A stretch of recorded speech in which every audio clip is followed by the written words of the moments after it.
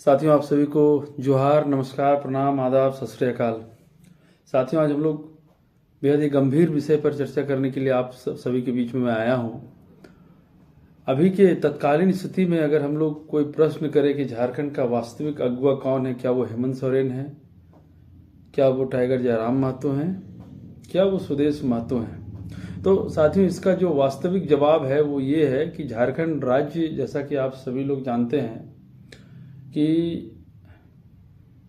यहाँ पर किसी भी राजनीतिक रणनीति में कोई भी एक मूल्यांकन या एक विश्लेषण काम नहीं आता है। झारखंड के 5 प्रमंडल में 5 जगह पर अलग अलग जातीय समीकरण है और 81 विधानसभा में यह निश्चित तौर पर आप मान लीजिए कि 81 विधानसभा और 5 प्रमंडल में कोई ऐसी एक विचारधारा नहीं है जो कि 5 प्रमंडल पर हावी हो सके। इसका सबसे बड़ा रिजल्ट जो हम लोगों के सामने आया ये 2024 का चुनाव था। विगत 3 साल में झारखंडियत की लहर पूरे झारखंड में थी। पूरे झारखंड में क्षेत्रवाद अंगड़ाई ले रहा था, किंतु बहुत सारे लोगों ने इसको दिल और दिमाग तक नहीं लिया और इसको जातीय समीकरण में रोक करके रखा। लोग इसका मतलब है क्या झारखंडी लोग अगुवा नहीं बन सकता है? तो मेरे हिसाब से इसका जवाब है नहीं। क्यों? क्योंकि अगर आप क्षेत्रवाद के विषय पर, आप झारखंडियत के हक और अधिकार के विषय पर या झारखंडियत की बात पर अगर उसके बीच में आप जाति समीकरण को ले आएंगे तो जाति समीकरण जो ही आप लाएंगे तो आप देखेंगे कि आप अपने राज्य में अपना नेता नहीं पैदा कर सकते हैं। आप राज्य के कोई अपना व्यक्ति जो लोकल आदमी उसको आप अगुवा नहीं बना सकते हैं। उसका उदाहरण है यह चुनाव। ये इस चुनाव में जहां पर कि पहली बार झारखंडियत की आवाज को मुखर रूप से बोला गया, चाहे वो प्रशासन के सामने हो, चाहे वो मुख्यमंत्री के सामने हो, चाहे वो राज्य हित में किसी भी के सामने हो, लोगों ने लड़ाई लड़ा और झारखंडियत की बातों को खुलकर अपने मंच पर रखा और ये खुल के कहा कि बिहार बिहारियों का है तो झारखंड झारखंडियों का है। मैं ऐसा कहता हूं कि ये झारखंड निर्माण के बाद ये पहला इतना बड़ा आंदोलन था, लेकिन इतना बड़ा आंदोलन एक छोटे से मात्र एक विधायक की जीत पर क्यों अटक गया, इसका विश्लेषण जरूरी है। सिर्फ ये हवा में नहीं रहने का कि हम लोगों ने 26 सीट और 27 सीट पर इतना वोट लाया। कहाँ रिपेयरिंग करने का जरूरत है, कहाँ मरम्मत करने का जरूरत है, इस पर ध्यान देना है। इसका मतलब ये हुआ कि क्षेत्रवाद के विषय पर जो हम लोगों ने मुखर होकर के पूरे झारखंड में हम लोगों ने बात फैलाई, वो उसको एक चीज है जिसने पंचर कर दिया, वह है जातिवाद, कास्टिज्म। मतलब जो हम लोगों का अपना झारखंड का जो झारखंडियत का आवाज था उसको दबाने का काम किया झारखंड के जातीय समीकरण ने। वो जातीय समीकरण इसलिए मैं बता रहा हूं कि जब जयराम भाई चुनाव लड़े तो वो पूरे झारखंड की आवाज को लेकर के मुखर हुए। हम लोगों ने घर घर जाकर के कहा, क्योंकि झारखंड में सबसे अधिक जो धर्म को मानने वाले लोग हैं वो हिंदू धर्म के मानने वाले लोग हैं और सबसे अधिक जो वोटिंग है, वोट परसेंटेज है, वो ओबीसी समाज का है, लगभग 46%। हम लोगों ने घर घर जाकर के यह चिंतन और मनन करने के लिए सबको यह मजबूर किया कि भाई पहली बार कोई लड़का, महज 29 साल का लड़का आया है जो कि झारखंड राज्य की बात कर रहा है और बड़ी बुलंदी और ताकत के साथ रख रहा है। लोगों ने इसको सच्चाई भी माना कि नहीं, जयराम जो कर रहा है वो सही भी कर रहा है, लेकिन लोगों ने इसको वोट में तब्दील नहीं किया। अगर वोट में तब्दील किया होता तो कम से कम आज हमारे कम से कम जो हमको दिख रहा है आंख से 5 से 6 विधायक हम लोग के अपने होते और झारखंड के विधानसभा के भीतर मुखर होकर के हमारे विधायक कुछ बोलते। तो आखिर सवाल झारखंडियों से है कि अगर आप किसी को अगुवा बनाना चाहते हैं और चुनाव के समय आप जातीय समीकरण में बढ़ जाएंगे, एक ओबीसी का जो 46% जो परसेंटेज है, ओबीसी अपने जातीय समीकरण में बढ़ करके राजनीति करेगा। भाजपा राजनीति करती है, हिंदू बेस्ड राजनीति करती है। कांग्रेस का रुझान मुस्लिमों की तरफ ज्यादा रहता है। आजसू का रुझान कुड़मी वोटरों की तरफ रहता है। जेएमएम का रुझान जो हमारा 26% जो शेड्यूल्ड ट्राइब का यहाँ जो वोटिंग है उसकी तरफ रहता है। तो क्या इस तरह से हम लोग झारखंड बना पाएंगे?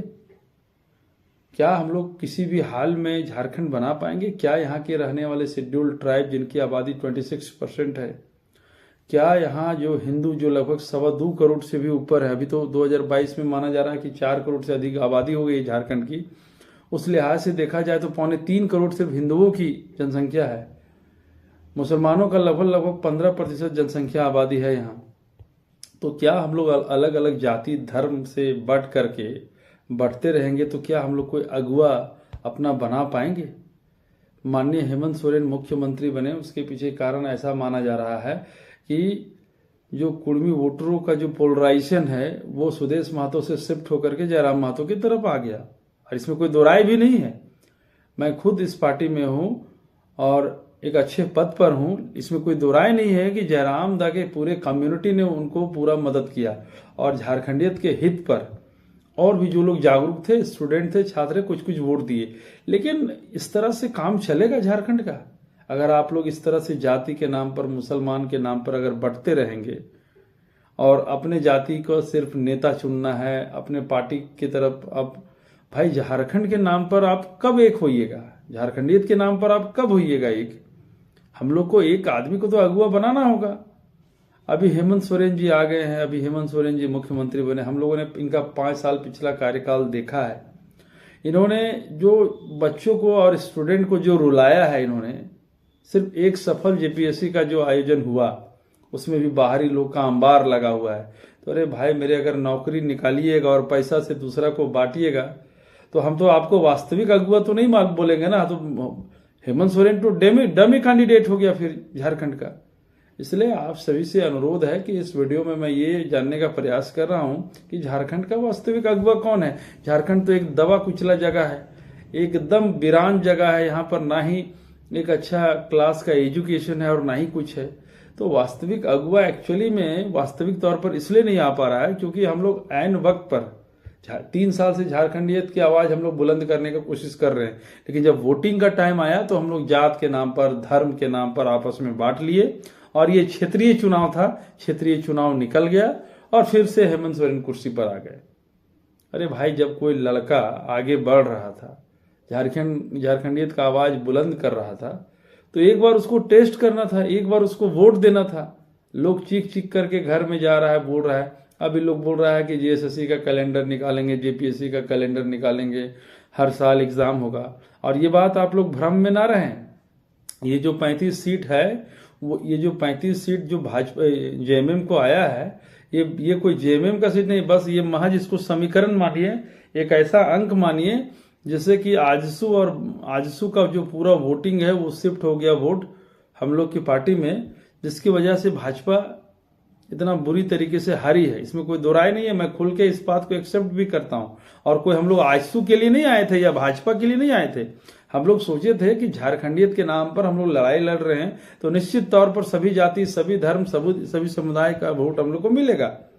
लेकिन भाई झारखंडी मुसलमान कांग्रेस की तरफ शिफ्ट हो गया, झारखंडी आदिवासी जेएमएम की तरफ शिफ्ट हो गया, झारखंड के हिंदू भाजपा की तरफ शिफ्ट हो गए। तो आप झारखंडियत की आवाज कब बुलंद करेंगे? आप अपने बच्चा को कब अगुवा बनाएंगे? इस तरह से राज्य तो चलेगा नहीं।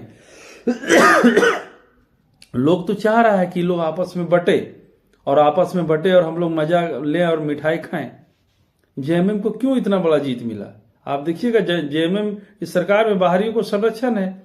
जितना भी ओल्ड पेंशन का स्कीम था, ये पेंशन स्कीम था, इन्होंने लागू कर दिया। अब नौकरी किसका था? पहले सब बाहरी लोग का नौकरी था, आप तो पेंशन फिर से लागू करके जिंदा कर दिए। और ओपन है तो कोई आपका डोमिसाइल का अभी तक का नीति नहीं है। सारा बाहरी लोग का भी वोट इस बार जेएमएम को शिफ्ट हुआ है। ये गलतफहमी में मत रहिए आप लोग कि भाजपा को शिफ्ट हुआ है। सब लोग जेएमएम को पसंद कर रहा है, और वो इसलिए पसंद कर रहा है कि इसको जो बोला जाए सब करता है। तो मेरा आप सभी से अनुरोध है कि भाई, अगर जाति के नाम पर बढ़ते रहिएगा तो झारखंड को एकीकृत और मजबूत नहीं बना पाइएगा। प्रशासन से लेकर के हर एक विभाग में यहाँ बाहरी लोग भरा हुआ है। अगर आप लोग वोट के समय में एक ठो वोट जिसके लिए पैसा नहीं लगता है, अरे एकीकृत होकर के झारखंड, ठीक है, झारखंड में आप मान लीजिए जेएमएम है, आजसू है, जयराम महतो, सब लोकल पार्टी है मान लिए, लेकिन उन लोग तो अलायंस से लड़ रहा था। आप लोग को सोचना चाहिए था कि भाजपा दबे पांव आजसू को अपना मतलब साथी बना करके यहाँ राज्य करना चाहती थी। कांग्रेस दबे पांव जेएमएम को साथी बना करके यहाँ पर अपना शासन करना चाहती थी। लेकिन जयराम महतो तो अकेले लड़ रहा था, एक झारखंडी विचारधारा तो अकेले लड़ रहा था। आप लोग घर से बाहर निकलते भी नहीं है झारखंड के लड़ाई में, और एक जो घर में जाकर के पोलिंग बूथ पर जाके एक वोट देना है वो भी वोट नहीं देते हैं, और कहिएगा कि हमारा झारखंड में झारखंडी की नौकरी ये नहीं होता है।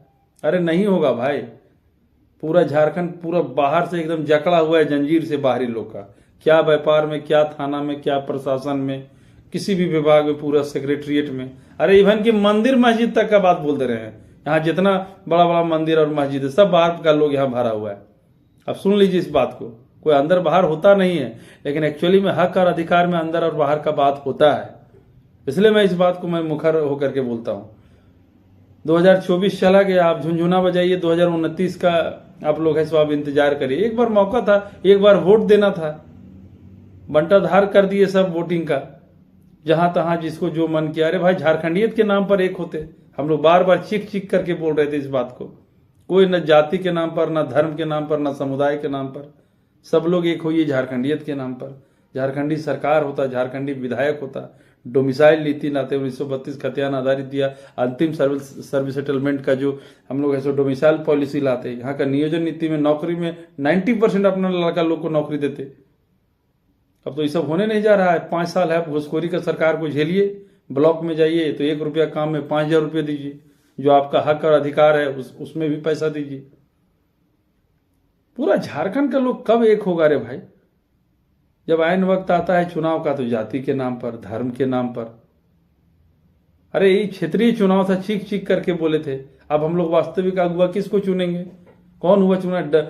आपका तो हेमंत सोरेन है, सो डमी कैंडिडेट हो चुके हैं। इनको तो भाई सबको खुश करके खाली अपना सत्ता में रहना है, लेकिन ये होने नहीं जा रहा है। एक बार 2 बार हम लोग छोड़ने नहीं जा रहे हैं। 29 का चुनाव हो, 2034 का चुनाव हो, 2039 का चुनाव, 2044 का चुनाव, 2049 की तैयारी है हम लोगों की। तो हम लोग छोड़ने नहीं जा रहे हैं। झारखंड में भाई जैसे 7 सिस्टर्स है उधर, असम, मणिपुर, जितना भी उधर 7 सिस्टर में 7 स्टेट है, उन लोग का अपना पॉलिसी है। उसी आधार पर झारखंड पर भी अपना है सो पॉलिसी बनाएंगे, सारे लोग को हक और अधिकार देने का काम करेंगे। थोड़ा सा भी लोग आप लोग जागरूक होइए। जागरूक नहीं होने से बहुत कठिनाई है यहाँ पर। क्या करेगा यहाँ लोग? सरकार बन गया, सरकार गठन हो गया, कांग्रेस अलायंस में सरकार बन गया। इन लोग को क्या लग रहा है? इन लोग कभी चाहेगा 1932 का खतियान पारित हो? हेमंत सोरेन चाहेंगे भी तब पर भी ये लोग नहीं होने देगा। आरजेडी का 4 सीट आ गया, एलजेपी आर का है सो 1 सीट आ गया, जेडीयू का 1 सीट आया। मतलब 6 सीट झारखंड में, दुर्भाग्य है 6 सीट झारखंड में वो पार्टी जीता है जिसका लोग यहाँ है सो एकदम क्रश करके रखा है। बिहार का पार्टी है, यहां से 6 सीट जीत के निकल गया। कब समझिएगा आप लोग भाई? नहीं समझिएगा तो इतना समझ लीजिए कि झारखंड का कभी भला नहीं होने जा रहा है। हम लोग चमचा बन के रह जाइएगा और पीछे पीछे अगुआ नहीं बन पाइएगा। हमने इसका टाइटल दिया है कि झारखंड का अगुआ कौन। तो झारखंड का वास्तविक अगुआ, जब तक हम लोग एकीकृत होकर के एक जगह वोट नहीं करेंगे, हम लोग झारखंड का अगुआ नहीं बना पाएंगे। रह गया जयराम महतो का, तो जयराम महतो अपनी लड़ाई लड़ रहा है, जब तक दम है तब तक लड़ेगा। इस विषय पर आप लोग चिंतन करिए, और आप लोगों को मेरा विचार कैसा लगा, इस पर कुछ बात आपको बोलना है, टिप्पणी करना है तो बताइए कि सही क्या है, गलत क्या है। बहुत बहुत धन्यवाद।